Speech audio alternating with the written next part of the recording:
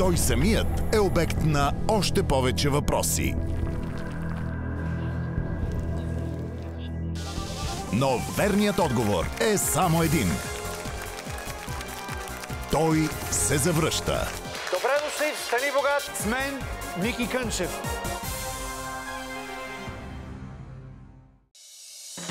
Аз обичам България.